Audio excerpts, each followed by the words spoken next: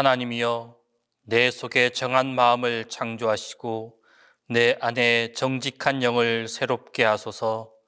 나를 주 앞에서 쫓아내지 마시며 주의 성령을 내게서 거두지 마소서.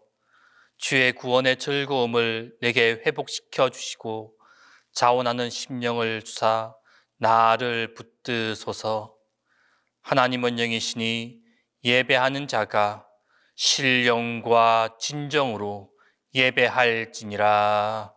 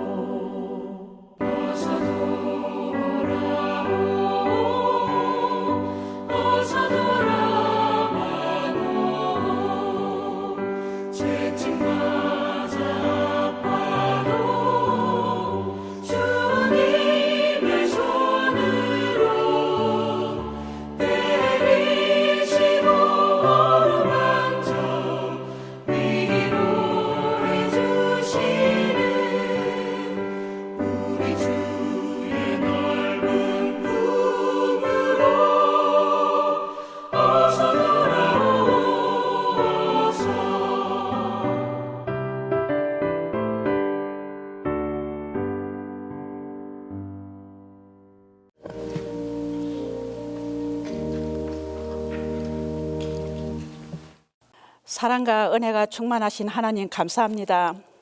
여기까지 저희들을 지켜주시고 은혜를 베풀어 주셨는데도 코로나19로 인하여 여전히 불안한 마음을 가지며 살아갑니다.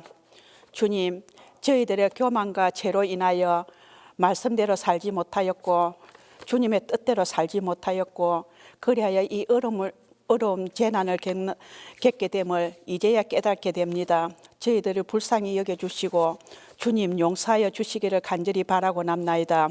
하나님, 하루속히 코로나19가 종식되어서 예배가 정상화되게 하여 주시고 저희들의 삶도 예전과 같이 일상으로 돌아가게 하여 주시옵소서.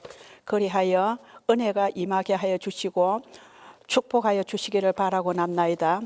고맙고 감사하신 하나님 아버지, 동신교회를 사랑하시는 주님, 교회를 축복하여 주시고 계획된 모든 일들이 주님 뜻 안에서 이루어지게 하여 주시옵소서. 교회 표처럼 올해는 하나님과 화목된 2021년이 되게 하여 주시옵소서. 이웃과 화목하게 하시고 교회가 화목하게 하시며 저희들의 자신도 화목하고 축복받는 2021년이 되기를 원합니다. 이 시간에도 하나님 아버지의 몸이 아파서 아버지나 병원에서 입원 중인 한우들이 많이 있습니다. 기억하여 주시고 빠른 회복 있게 하여 주시고 주님의 위로와 마음의 평안을 허락하여 주시기를 간절히 바라고 남나이다. 말씀을 전하실 담임 목사님 영육간의 강건함을 허락하여 주시고 올해에 계획하고 뜻하시는 모든 일들이 주님 뜻 안에서 이루어지게 하여 주시고 건강의 축복과 물질의 축복을 허락하여 주시기를 간절히 바라고 남나이다. 아버지 하나님, 오늘도 변함없이 저희들과 늘 함께하여 주시고 동행하시는 예수님의 이름으로 기도하였습니다. 아멘.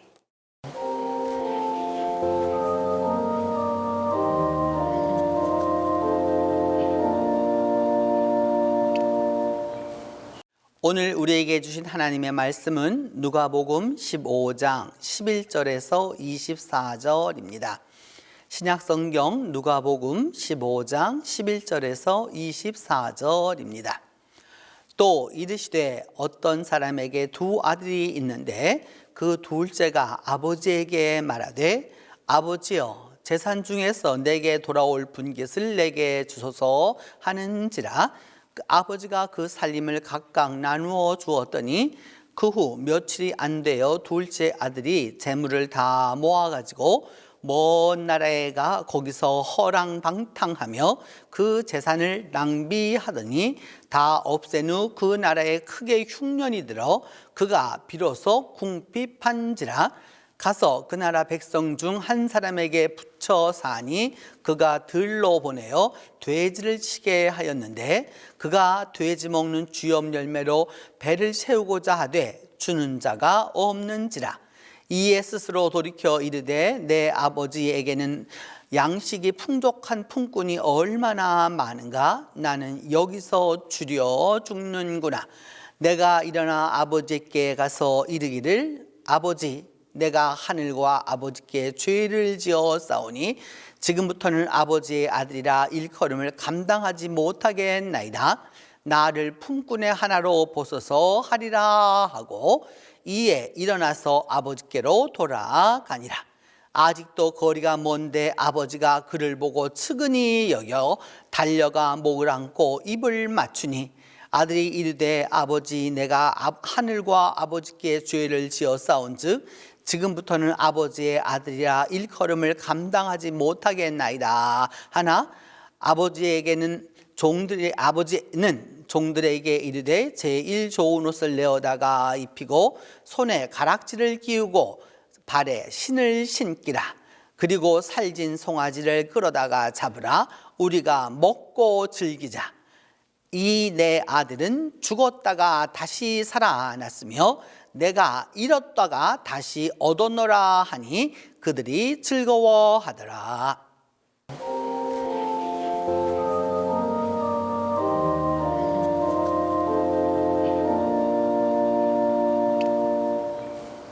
오늘은 화목학당 네 번째 시간으로 누가복음 15장 11절로 24절에 근거해서 다시 얻었노라 라고 하는 제목으로 이 본문 말씀을 상고해 보도록 하겠습니다.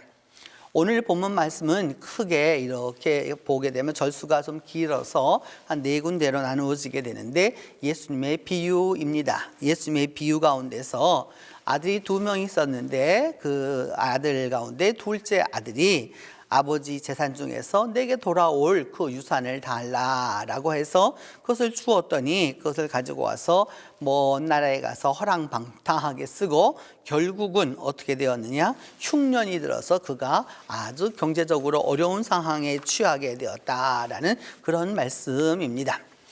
어떤 사람에게 두 아들이 있는데 지금 이것은 그 베두인의 아버지와 아들의 모습을 이렇게 찍어놓은 1800년대의 그런 그 사진입니다. 이걸 통해서 우리가 알 수 있는 것은 당시 사람들이 어떻게 살았었는지를 능히 짐작할 수 있겠죠. 또한 더불어서 이것은 예루살렘에 있는 그 당시에 그 예수님 그 시절에 있었던 맨션에, 그러니까 여러분 맨션이라고 하면 우리나라에서는 조금 다른 의미로 쓰이는 것 같아요. 근데 맨션이라고 하는 것은 엄청나게 큰 집을 이제 이야기하게 되는데 빌라하고는 다른 것이죠. 빌라하고는 다른 이런 차원의 그런 집들입니다. 그래서 여러 사람들이 가족들이 흩어져 있지만 같은 집안에서 살 수 있는 바로 이제 그런 것이었는데 여기서 같이 살아야 하는데 뭐냐 하면은 자기 것을 달라라고 이야기합니다. 그럼 자기 것이 얼마 정도 되겠느냐라고 하는 것을 신명기 21장 17절에 보면은 하나님은 이미 그 상속법에 대해서 말씀하셨어요. 어떻게 말씀하셨느냐 하면 장자에게는 그 재산의 3분의 2를 주고 나머지 자식들에게는 3분의 1을 주어라 라고 이렇게 말했습니다. 그래서 장자 우선의 원칙이 구약 성경 안에는 아주 강하게 있었던 것을 알 수 있습니다. 그러니까 이 둘째 아들이 나에게 그 재산을 달라 했었을 때 실질적인 재산은 그렇게 많지 않았을 것입니다. 왜냐하면 이미 이때에 이거는 아버지가 돌아가시고 난 후에야 형제들이 나누는 것이기 때문에 아직 아버지가 살아계셔서 그렇게 큰 돈은 가져가지 못했을 것입니다. 그런데 아버지에게 내 분깃을 나눠달라라고 이렇게 이야기하는 것은 아버지의 아버지됨을 거부하는 것이에요. 무슨 말이냐 하면 내 유산 나눠주세요 이렇게 말하는 것은 그냥 유산만 달라는 것이 아니라 예수님 시절의 언어로 보면 이는 아버지 곧 죽으세요. 아버지 죽으세요. 빨리 그런 뜻입니다. 아버지 빨리 죽으세요. 그래야지 내가 그 재산 내가 다 가져가니까 이런 식으로 말하는 것이죠. 바로 여기에서 우리는 죄란 무엇이냐? 아버지의 아버지됨을 거부하는 것이다 라고 하는 것을 알 수 있습니다. 아버지를 인정하지 아니하고 내 뜻대로 하겠다라고 하는 바가 바로 무엇이냐? 바로 이 죄이기 때문입니다. 이 둘째 아들이 그래서 먼 나라에 가서 이제 드디어 그 재산을 허랑방탕하였다라고 하는데 여러분 먼 나라라고 하는 것은 이스라엘 북쪽으로 올라서서 레바논과 시리아를 지나게 되면은 터키를 만나게 되는데 터키에 있는 이렇게 여러분 쭉 보시면 평원이잖아요. 터키 엄청나게 큰 대국이기 때문에 아마 이쯤이 아닐까라는 생각도 하고요. 또 요 다음에 나와 있는 이 스페인 화가의 그림인데 이제 그 이별하는 장면이 나타납니다. 엄마가 눈물을 흘리고 있고 아버지는 그대로 서 있고 그 다음에 형이 서 있고 그 다음에 자기는 떠나는 모습이 이렇게 나타나 있는 것을 보게 됩니다. 아들은 이렇게 어머니와 아버지와 그 형을 두고서 이제 드디어 떠났습니다.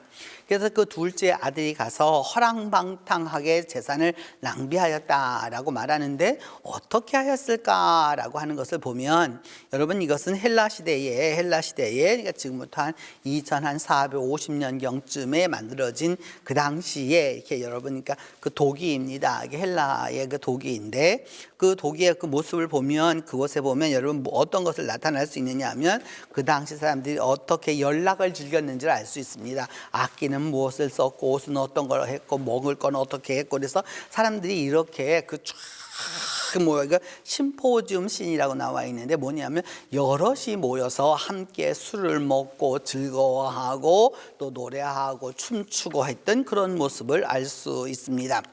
이 허랑방탕이라고 하는 단어는 아스토스라고 하는 단어인데 그 아스토스라고 하는 단어는 구체적으로 어떤 의미냐라고 하면 이 잠언 29장 3절을 보면은 창기와 사귀는 자는 재물을 잃느니라 이렇게 나와 있는데 창기와 사귀는 자는 재물을 잃는다라고 하는 그 표현을 통해서 보면서 이 여성과 연관되어 있는 것을 알 수 있습니다.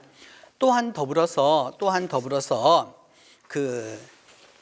다 없앤 후에 이제 그 나라에 흉년이 들어서 그가 비로소 궁핍하게 되었다라고 말하고 있는데 오늘 여러분이 보시는 이 아주 앙상하게 생겨진 나무는 뭐냐 하면 무화과 나무입니다.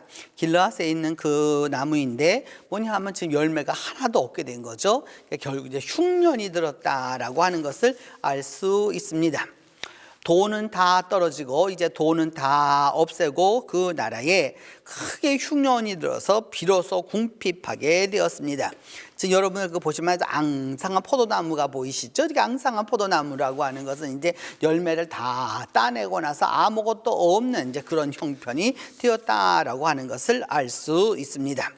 그러면서 그날 크게 흉년을 그게 비로소 궁핍하였는데 지금 이것은 스미라라고 하는 지역에서 나온 1세기경의 여성인데 이 1세기경의 여성인데 어떤 여성이냐 하면 여러분 아까 우리말로 창기라고 번역했잖아요. 바로 그런 여성의 모습을 이제 볼 수 있습니다. 이렇게 되자 이제 15절로 17절을 보면은 한마디로 말하면 이제 나는 굶어 죽는구나 이렇게 되는 것입니다. 그래서 그렇게 돈을 허랑망탕하게 마음대로 쓰고 난 다음에 결국은 그 나라에 있는 사람한테 가서 이게 더부살이를 하게 되었는데 그 사람이 집에 데리고 있지 않고 들러 나가서 돼지를 치게 하였다라고 말합니다. 유대인들은 집에다가 절대 돼지를 두지 않습니다. 돼지는 불결한 짐승이라고 생각했기 때문에 그것을 바깥에 두도록 하였죠. 오히려 우리 동양의 문화는 집가자를 보면은 이렇게 그 간머리변 위에 밑에 보면 여러분 이게 돼지돈자를 써가지고 돼지가 일찍부터 그 인간과 함께 했던 것을 우리가 알 수 있습니다. 그러나 유대인들에게는 이는 그 절대 집안에 들일 수 없는 동물이었기 때문에 키우기는 키우되 어디냐면은 저 바깥에 사람들 눈에 안 보이는 곳, 그 들러 보내서 그것을 하였습니다. 그래서 그때 돼지가 먹는 열매가 있었는데 오늘 성경을 주염 열매라 이렇게 표현하고 있습니다. 그 주염 열매를 가지고 그 돼지가 먹는데 너무 배가 고파가지고 그거라도 좀 먹으려고 했는데 주는 사람이 없어서 본인이 돌이켜 말하기를 야 나는 이제 여기서 굶어 죽는구나. 우리 아버지 집에는 얼마나 좋은 일꾼들이 많은데 라고 생각하는 것이죠. 여러분 여기 보시면 이게 올림퍼스 산에서 찍은 그 사진인데 여러분 이게 돼지가 집돼지가 아니고 그 산돼지입니다. 그러니까 우리가 생각해 집에서 이렇게 양식하는 그런 돼지가 아니고요. 이렇게 야생돼지라는 걸 알 수 있습니다. 우리로 말하면은 여러분 그 멧돼지와 좀 비슷하지만 멧돼지와 집돼지의 중간 정도라고 생각하면 되겠습니다. 레위기에 보면 돼지는 굽이 갈라져 쪽발이로되 책임지를 못함으로 그것이 어떻게 하느냐 너에게 부정하다라고 말씀합니다. 부정하다라고 하는 말은 먹지 말라라고 하는 뜻이 거기에 들어져 있는 것이죠. 신명기 14장 8절도 말하기를 책임지를 못하기 때문에 그것을 먹지도 말아라 라고 이야기했습니다. 대체적으로 여러분 책임질을 하는 고기와 책임질을 못하는 그 동물들에게 차이를 보게 되면 대체적으로 책임질을 하는 그 동물들의 고기가 훨씬 더 부패나 또 이렇게 사람에게 해를 끼치는 율이 낮다라는 것을 우리가 대체적으로 알 수 있습니다. 그래서 돼지고기를 먹게 되었다라고 하는 말이 나오면 아 고기를 먹게 되었구나, 삼겹살을 먹게 되었구나, 또는 돼지갈비를 먹게 되었구나 라고 생각하시면 안 되는 거예요. 돼지고기를 먹게 되었다라고 하는 것은 이제 정말로 사람이 먹을 것이 없어서 먹을 수밖에 없는 것이 바로 뭐냐? 돼지고기와 같습니다.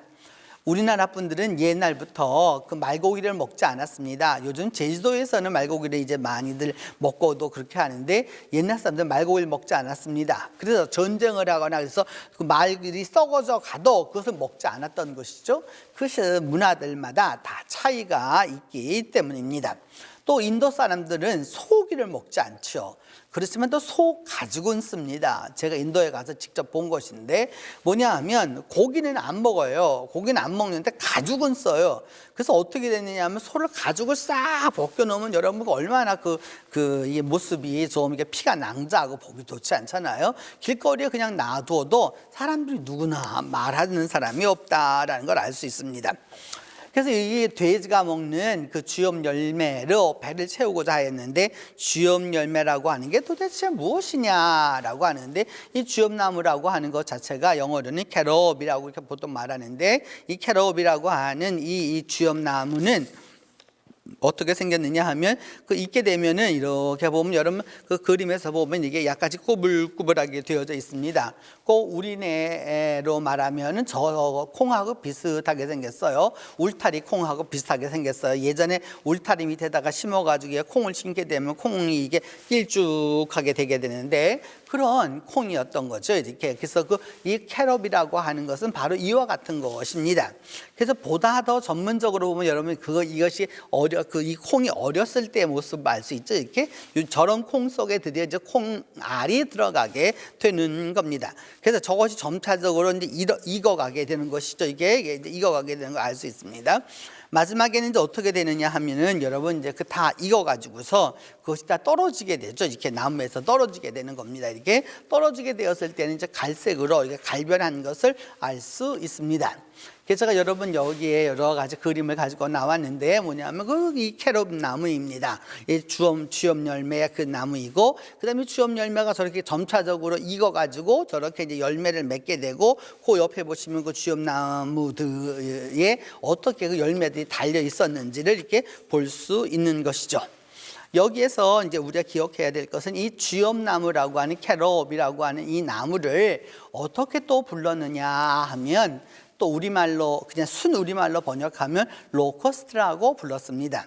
로커스트라고 하면 메뚜기라는 말인데 여러분 메뚜기라는 말이 우리말에도 메뚜기가 있고 풀무치가 있잖아요. 이렇게 두 가지 동물이 있는데 그 곤충이 있단 말이죠. 이렇게 미국에 가서 보시면 여러분 로커스트 스트리트이 아주 정말 많이 있습니다. 그럼 왜 메뚜기 거리가 이렇게 많은가라고 생각하실 수가 있겠죠. 바로 그것은 이것 때문입니다. 세례 요한이 무엇을 먹었느냐라고 말하면은 음식은 메뚜기와 석청이었다 이렇게 딱 말하고 있어요. 석청이라고 하는 것은 꿀을 말하는 건데 양봉하지 않은 것입니다. 양봉은 바로 예수님 시대에 드디어 시작되었기 때문에 그 석청을 먹었고 메뚜기를 먹었다. 그럼 메뚜기를 이렇게 잡아서 그럼 1년 내내 메뚜기가 어디에 있어서 그 메뚜기를 1년 내내 먹도록 하겠어요, 여러분? 그럴 수 없는 것이거든요. 요 단어가 로커스트라고 하는 단어하고 같은 단어입니다. 그러니까 돼지가 먹는 주엽 열매와 같은 나무인 것이죠. 그래서 그 열매였던 것을 우리가 알 수 있습니다. 마가복음 1장 6절을 보아도 역시나 동일한 말씀으로 얘기하고 있죠. 메뚜기와 석청을 먹었다라고 말씀하고 있습니다.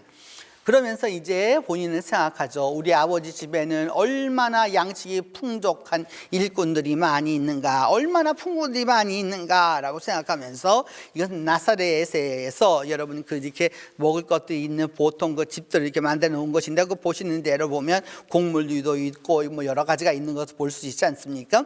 그러니까 그 나사렛에 가면 지금 우리 나사렛에 가면 그 나사렛에 여러분 박물관이 있어요. 우리로 말하면 꼭 민속촌 같은 곳이죠. 그래서 예수님 시절의 그 모습을 그대로 이렇게 놓은 것인데 바로 먹을 수 있는 모습이 이와 같았다라고 할 수 있습니다. 그래서 품꾼이 얼마나 많으냐라고 하는 것을 보면서 여러분 이게 저녁을 먹는 그 사람들의 모습들입니다. 이 사람들은 밥상이라는 그런 개념이 적죠, 여러분. 그냥 그릇을 갖다 놓고서 그 다음에 그 손으로 오른손 절대 왼손을 쓰면 안 되고 오른손으로 조물조물 해가지고 빵 같은데 집어넣어서 먹기도 하고 손으로 그대로 먹기도 하고 또 그렇게 하죠. 우리는 젓가락을 사용하는 문화이기 때문에 좀 익숙하지 않지만 이분들은 또 그런 부분에서 익숙하죠. 사실 그리고 이런 식사 공동체가 이제 제대로 될 수 있을 때 거기에 행복이 있는 것을 우리가 알 수 있습니다. 아들은 이렇게 내가 이제 굶어 죽게 되었구나라고 생각을 하고 난 다음 18절로부터 20절에 보면 이렇게 생각을 합니다. 야, 아버지에게 돌아가야 되겠다. 내가 하늘과 아버지께 죄를 지었다. 이것이 참 중요한 단어입니다.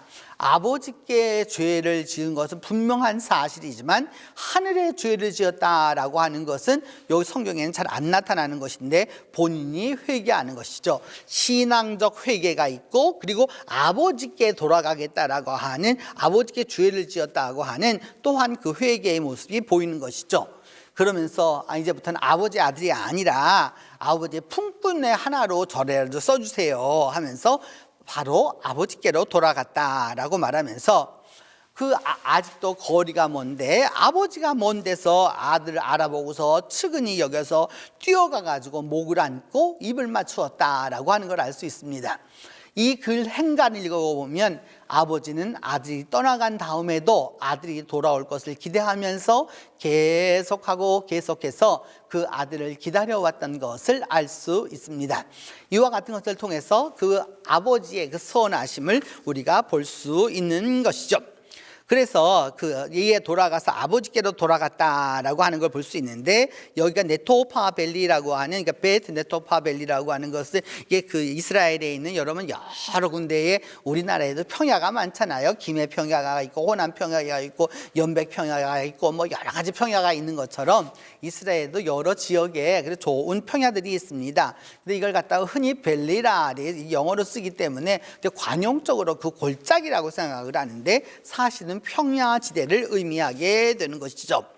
거리가 먼데 아버지가 그를 보고, 여기에 베두인의 모습이 나타납니다. 이런 모습들이었겠죠. 노인이었을 것입니다. 그리고 그를 보고 뛰어가가지고 측은히 여기 달려가가지고 목을 안고 입을 맞추었다라고 하는 걸 알 수 있습니다. 자식이 아무리 아버지에게, 엄마에게 잘못했어도 그 돌아오는 자식을 내치는 부모는 거의 없습니다. 그리고 늘 그 자식을 기다리는 거죠. 저는 언젠가 한번 TV에서 이런 그 다큐에 관한 걸 얘기하면서 그 범죄자에 대한 이야기를 쭉 하는데, 그 엄마가, 범죄자의 엄마가 얼굴은 이렇게 이렇게 처리를 하였는데 그런 말을 하더라고요.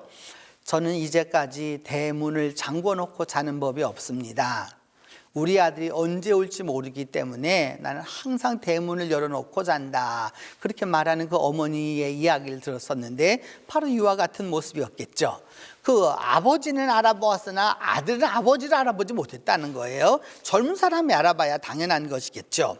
그래서 이거 제임스 티소스라고 하는 18세기, 19세기까지에 활동했었던 그런 그 그림인데, 보면은 이제 아들이 그 아버지를 만나는 바로 그런 장면을 볼 수 있습니다.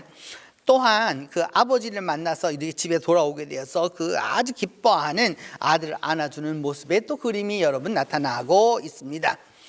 여러분, 하나님을 떠난 사람들은 세상에서 살지만 어떤 부분이 있게 되느냐 하면, 세상에서 사는 사람들은 누구나 다 외로움을 느낍니다. 그 외로움을 느끼는 사람에게는 반드시 뭐가 따라오죠, 여러분? 그 외로움은 짙어지면 고독이 되게 됩니다. 그 고독이라고 하는 것이 계속해서 나아가게 되면 그리움으로 굉장히 그것이 깊어지게 됩니다. 그래서 그 그리움이 때로는 미움이 될 수도 있고요, 때로는 복수가 될 수도 있고요, 때로는 자기를 자해하는 일로 여러 가지 형태로 나타납니다. 이 모든 것의 근본은 어디에 있느냐? 외로움에 있는 것입니다. 그래서 이 외로움에 있는 이런 부분들을 해결할 수 있는 방법은 무엇이냐? 바로 하나님과의 그 관계가 바로 되어야 하는 것이죠. 하나님과 오늘 이 탕자가 아주 우리가 중요하게 보는 것은 하나님과 아버지께 죄를 지었다는 것이죠. 하나님과의 관계가 회복되면 아버지에 대한 그리움과 그 있었던 고독과 그 외로움이 이 모든 것이 해결받을 수 있는 바로 그런 부분이라는 것을 우리가 알 수 있습니다. 이렇게, 그래서 여러분 하나 아직 기억해 두어야 될 것은 무엇이냐면, 즉각적인 깨달음과 결단은 완전한 회개가 아니라 회개의 시작을 의미합니다.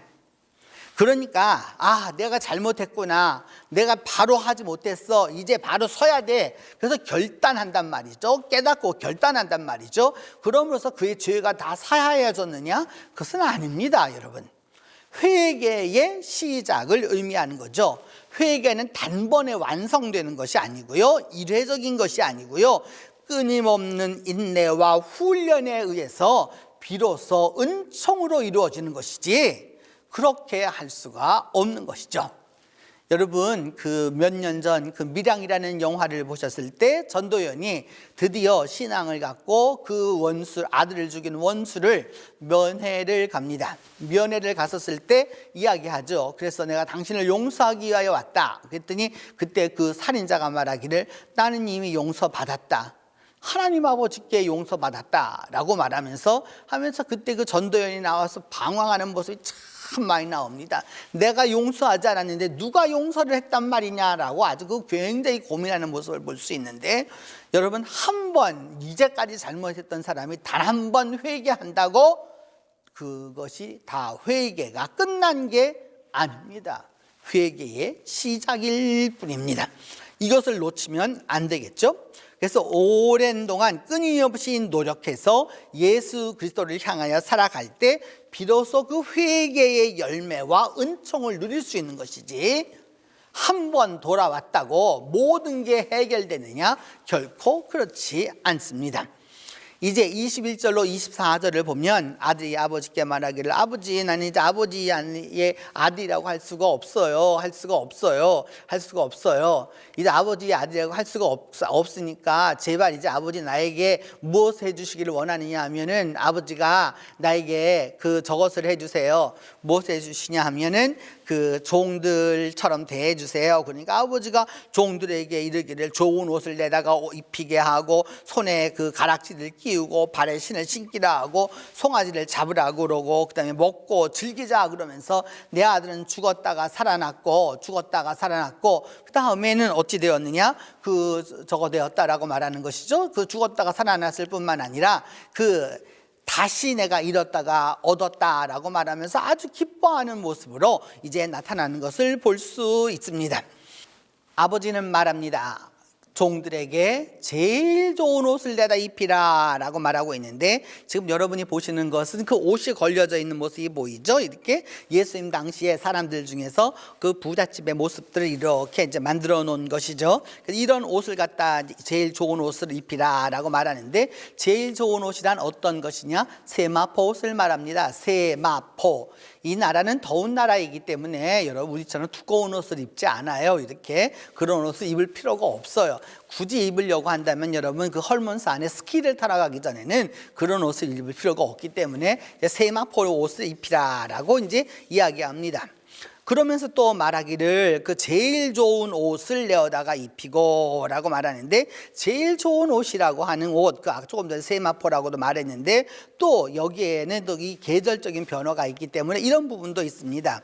여기에 쉐키라고 되어 있는데, 이 쉐키라고 하는 말이 이게 귀족들이 입는 옷을 말합니다. 이 할아버지가 보면 그 양털이 쭉 안에 들어있는 옷을 입었죠. 왜냐하면 이 이스라엘이라고 한 나라는 참 묘해서 낮에는 막 40도까지 올라갔다가 저녁에는 또 마이너스 20도 막까지 내려가기 때문에 이런 옷들이 필요하게 된 것이죠.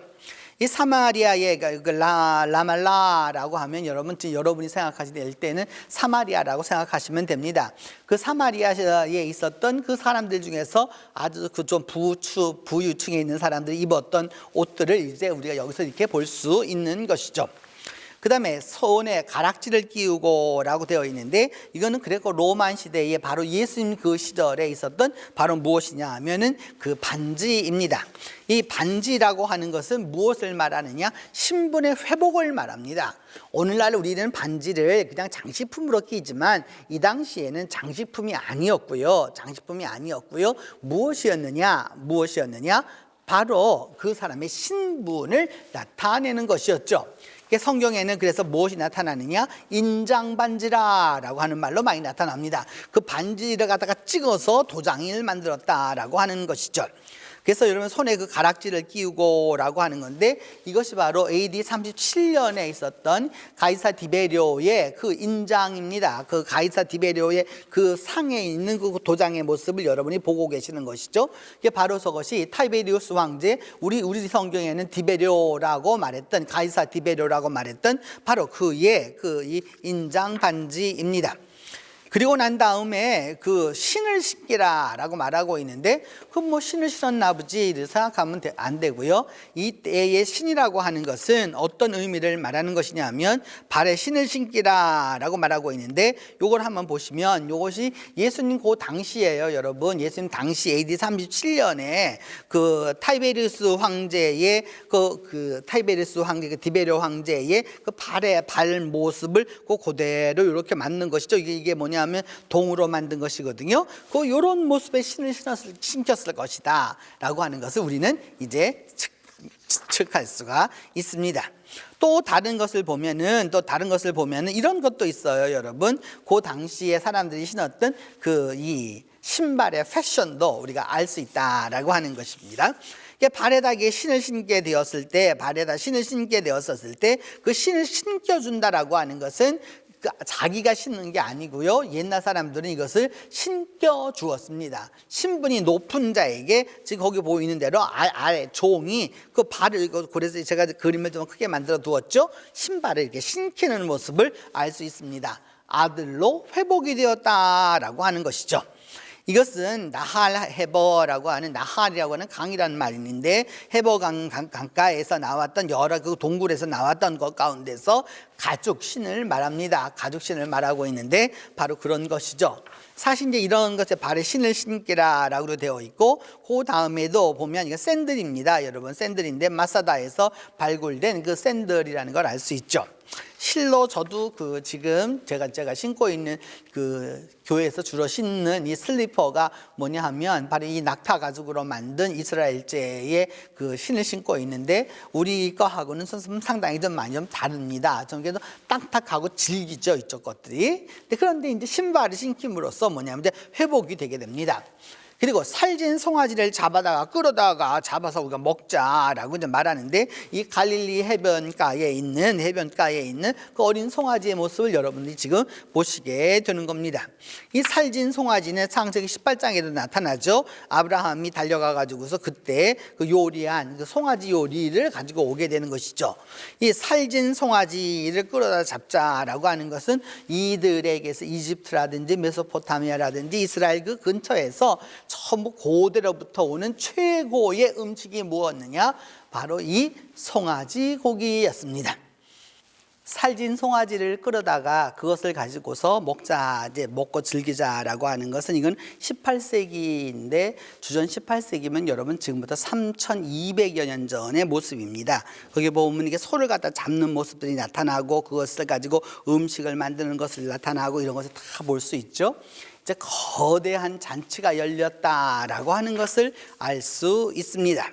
그래서 구체적으로 이것을 어떻게 잡았는지를 보여주는 그 이집트 사람들의 모습이 있어요, 여러분. 참 이거 보면은 고대인들이 우리들에게 참 많은 것을 알려주고 있다라고 하는 걸 알 수 있습니다. 어떻게 잡았는지조차도 다 보여주는 거죠. 발을 다 묶어놓고 난 다음에 목에서 피를 빼는 바로 그런 모습으로 나타납니다. 그러면서 말하기를 이제 먹고 즐기자라고 하는 건데, 지금 이것은 뭐냐 하면 현재 그 이슬람 사람들이 뭐냐면 중간에 쫙 음식을 놓고 모여가지고서 함께 잔치를 즐기는 그런 모습인 것을 알 수 있습니다. 이런 것을 하자라고 하는 그 이유는 바로 아버지의 이 이야기입니다. 내 아들은 죽었다가 다시 살아났고 잃어버렸다가 내가 다시 찾았다라고 하는 이 아버지의 이야기 때문입니다. 죽었다가 살아났고 잃었다가 다시 얻었으니 이보다 더 즐거운 일이 어디에 있겠습니까? 바로 이와 같은 것을 통하여서 이제 예수님이 말씀하시고자 하는 바가 있는 것이죠. 여러분, 오늘이 우리가 화목학당을 우리가 배워가는 날이잖아요. 이게 화목학당을 우리가 쭉 해서 지나가고 있는 건데, 이 이야기가 화목학당과 무슨 관계가 있을까라고 하는 것은 바로 여기에 있습니다. 아버지께 돌이킴이라고 하는 것, 그리고 하나님께 죄를 지었다라고 하는 것, 그것을 보면서 하나님과 바로 이제 돌이켜서 하나님과의 끊어져 버린 관계가 다시 회복이 되고, 그리고 그것을 아주 구체적으로 더 말씀하실 때 뭐냐면, 돌아갈 때 자기가 아버지를 알아본 것이 아니라 아버지가 아들을 알아보고 달려와 가지고 먼저 그렇게 받아주고 그렇게 했던 것을 통해서 우리는 기억할 수 있는 것은 뭐냐? 하나님과의 화목이 이만큼 중요하다라고 하는 것을 알 수 있습니다. 우리가 우리의 생각으로 또 우리의 마음대로 우리의 행동대로 할 수 있지만, 중요한 것은 깨달음입니다. 깨달은 자는 하나님께로 돌아가야 하는 것이죠. 그리고 돌아갔었을 때에 그 이야기는 오늘 이 탕자의 이야기와 꼭 같습니다. 그것은 뭐냐? 하늘과 아버지께 죄를 지었다라고 하는 것이죠. 근데 아버지는 이 아들을 다시 자기 아들로 복원시켜 줍니다. 이것을 우리는 은총이라 은혜라 이렇게 말하게 되는 것이죠.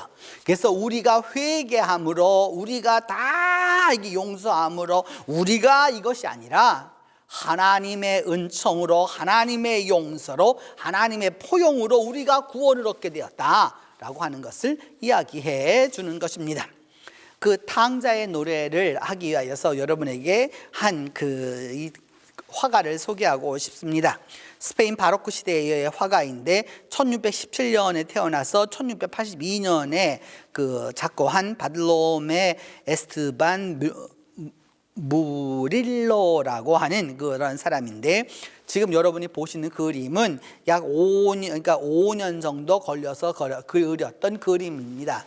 6장에 대한 그림인데, 그 탕자의 인생을, 탕자가 어떻게 해서 어떻게 되었든지 그 출발과 마지막을 쫙쭉 이렇게 해서 그 찬양으로 여러분이 함께 할 수 있을 것인데, 찬양은 탕자의 노래라고 하는 그 명성교회 찬양대의 찬양과 함께 이제 이 머릴로의 그 돌아온 탕자의 회개에 대하여서 함께 하도록 하겠습니다.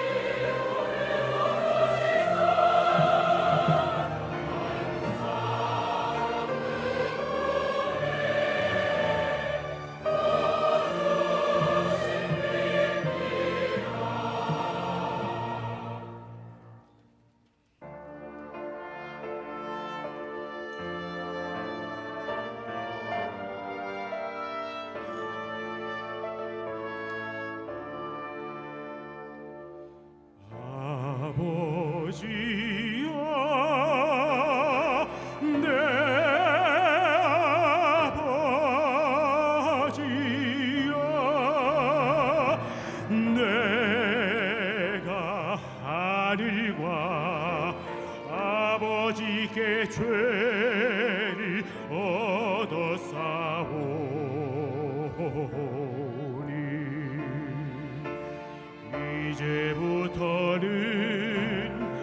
이제부터는 아들이라 일컫지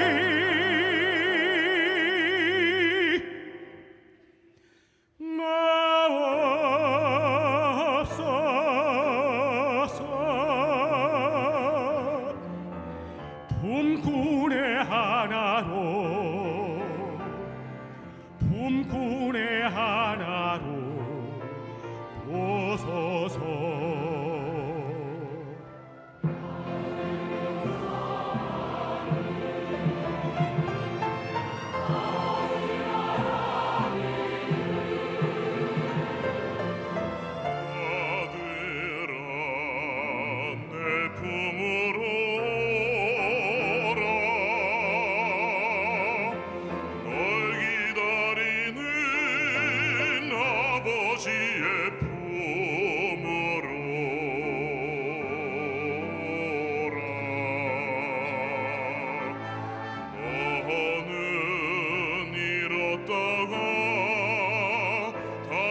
찾은 죽었다가 다시 살아온 내 아들이라.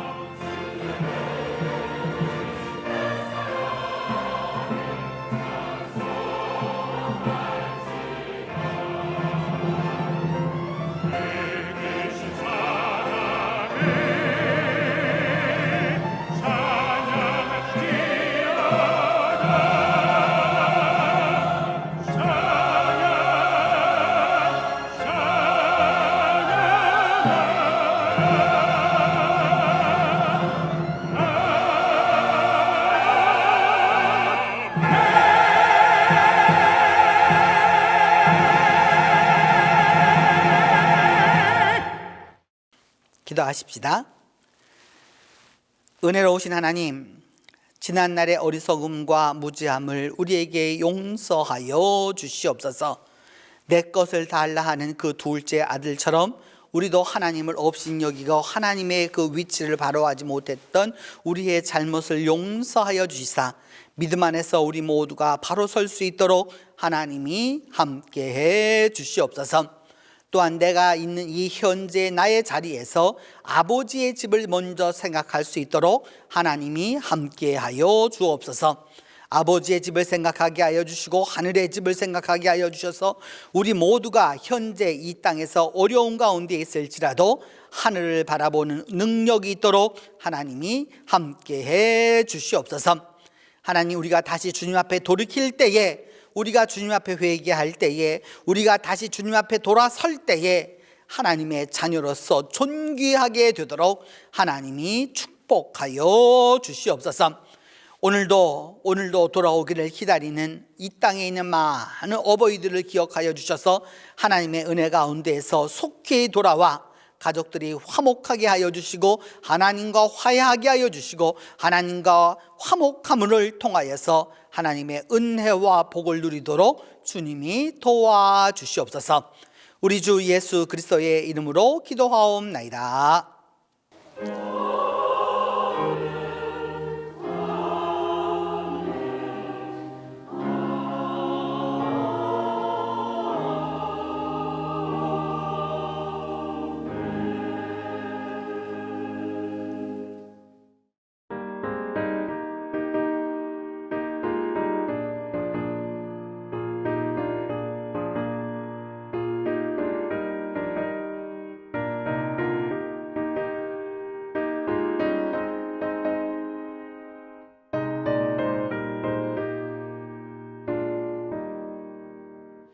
우리가 지금은 나그네 되어도 화려한 천국에 머자나가리니 이 세상 있을 때 주 예수 위하여 끝까지 힘써 일하세.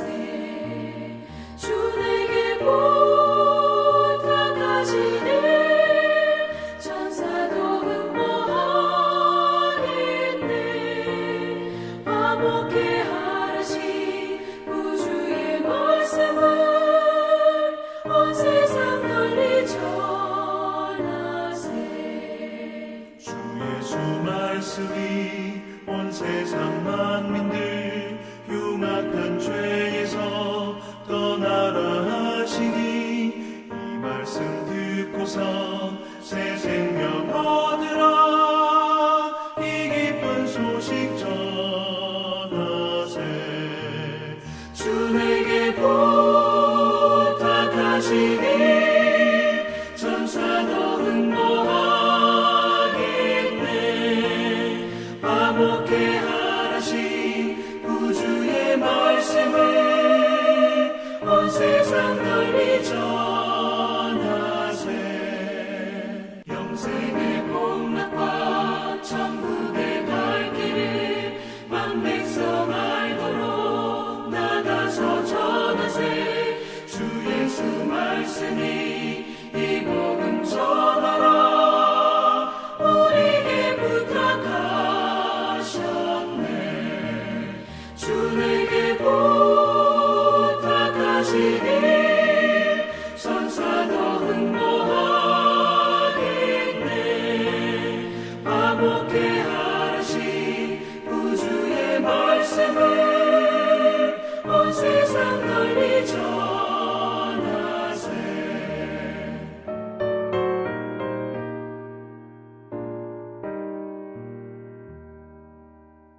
지금은 우리 주 예수 그리스도의 은혜와 하나님의 사랑과 성령의 교통이 이제로부터 함께 계시기를 축원하옵나이다.